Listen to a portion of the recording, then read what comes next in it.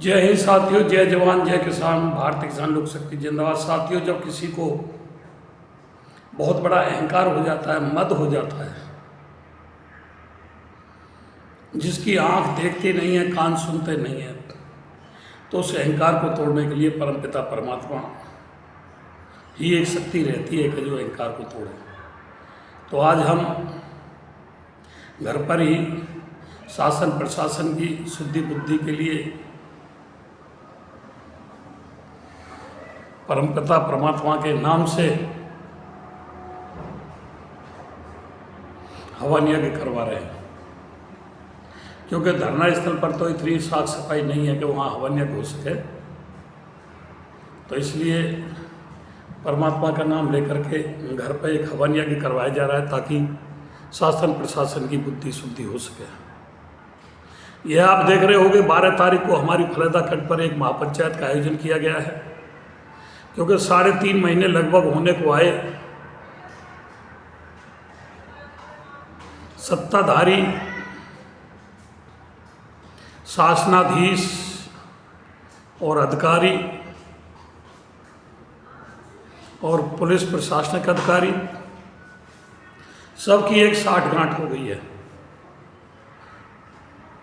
और कुछ लोगों ने प्रदूषण फैलाना शुरू कर दिया है जनता जनार्दन के बीच में कि 12 तारीख को कितनी ताकत लगा ले, कोई भी अधिकारी ने सुनने में नहीं आएगा।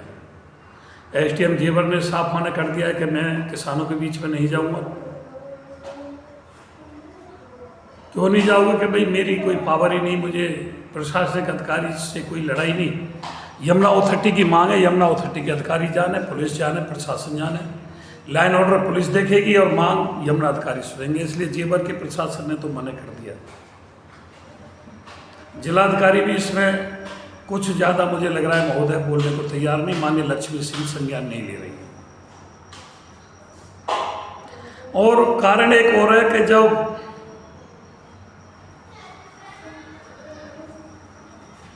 प्रशासनिक अधिकारी और सत्ताधारी और पुलिस प्रशासन अधिकारी जब सबकी साठगांठ एक हो जाए, एक सूत्र में कर निकल जाए,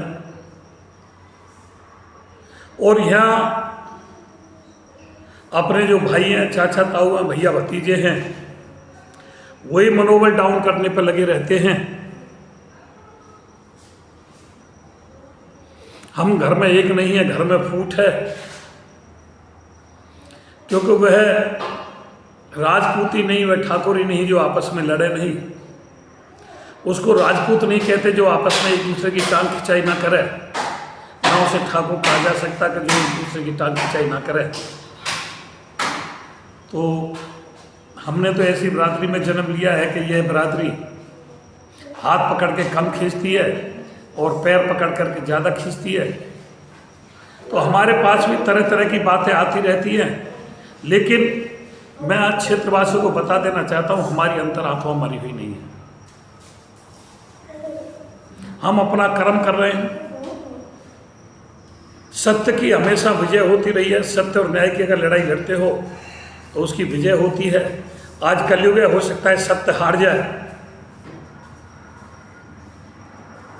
लेकिन 2027 नजदीक है। जब रामनेर में 1.5 साल से लगातार धरना चल सकता है, तो हम भी 27 तक धरने पे बैठ सकते हैं। वो अलग है कि उठा करके हमें जेल भेज दिया जाए, हमारे हाथ पैर तोड़ दिए जाए, या हम पर संगीन धाराओं में मुकदमा लगा करके जेल के सलाखों के अंदर डाल दिया जाए, या अस्पताल में पहुंचा दिया जाए, या शमशान में पहुंचा दिया जाए। क्योंकि आंदोलनकारी की 3 जगह होती है, या तो शमशान, कब्रिस्तान, या अस्पताल या जेल। तो तीनों में से प्रशासन किसको चुनता है? शमशान कब्रिस्तान को चुनता है, या अस्पताल को चुनता है, या जेल को चुनता है? वो प्रशासन के हाथ में है। लेकिन जब तक जो हमारा मौलिक अधिकार है, हमारा लोकतांत्रिक अधिकार है, अपनी पीड़ा कहना, अपनी आवाज़ उठाना, वो हम उठाते रहेंगे। लेकिन कुछ लोग होते हैं कि जो मारते हैं लेकिन रोने नहीं देते। जो बहुत पावरफुल लोग होते हैं वो मारते तो हैं लेकिन रोने नहीं देते। कुछ लोग होते हैं वो पीट लेते हैं लेकिन रोने से वो रोने का अधिकार नहीं छीनते। तो यहाँ तो ये हो रही है भाई, मारो भी और इनको रोने मत दो, इनको बोलने मत दो। अरे भाई हमारी पीड़ा है, हमारे पास सबूत हैं वो, जिनमें हमारा यमुना एक्सप्रेसवे का 7% का प्लॉट वाजिब है, हमारा अतिरिक्त मुआवजा वाजिब है, हमारी आबादी जो चली गई, अधिग्रहण हो गई, पुनर्ग्रहण हो गई, उनका निस्तारण वाजिब है, शासनादेश बना हुआ है जो 2013। जिन किसानों की कम रेट से अवार्ड हो गए उनकी अंतर धनराशि आपको करना आपका दायित्व है। जो 5.5 लाख रुपए युवाओं के काटे उनको रोजगार देना आपका दायित्व है। जो 40% का कोटा फैक्ट्रियों में रखा उसमें युवाओं को रोजगार देना आपका दायित्व है। किसानों के लिए अच्छी शिक्षा, अच्छा स्वास्थ्य, अच्छा इलाज, इसकी व्यवस्था करना आपका दायित्व है। विकास करना आपका दायित्व है, क्योंकि आपने हमारे जिला पंचायत, बीडीसी, प्रधानी सारी छीन ली, सारे अधिकार अपने हाथ में ले लिए। ये आपका दायित्व है और इसके लिए हम ना रोएं, ना कहें। हम 3.5 महीने से लगातार रो ही रहे हैं। हमारे आंसू पहुंचने वाला आज कोई नहीं है, ना पुलिस प्रशासनिक अधिकारी है, ना शासनाधीश है और ना यमुना विकास प्राधिकरण के ऊंचे ऊंचे ओहदे पर बैठे हुए अधिकारी हैं। तो अगर आप हमारे आंसू नहीं पूछ सकते तो हमें रो तो लेने दो भाई। रोने का अधिकार तो मत छीनो। वो तो कहावत मत करो कि मारेंगे भी रोने भी नहीं देंगे। रोना तो हमें पड़ेगा। वो अलग है कि हमारे साथी, हमारे भैया भतीजे हमारे रोने को उन्हें दिखाई ना दे रहा हो, हमारे आंसू पहुँचने के लिए वो ना रहे हों, लेकिन अगर हम जिंदा हैं, हमारी अंतरात्मा जिंदा है, तो हमें सच्चाई की आवाज़ लगातार उठाते रहनी पड़ेगी और उठाते रहेंगे। कोई सुने ना सुने, देखे ना देखे। गांधी जी के 3 बंदर थे, एक तो देखता नहीं था, एक सुनता नहीं था और एक बोलता नहीं था। तो जो सरकार है वो तो देख नहीं पा रही है,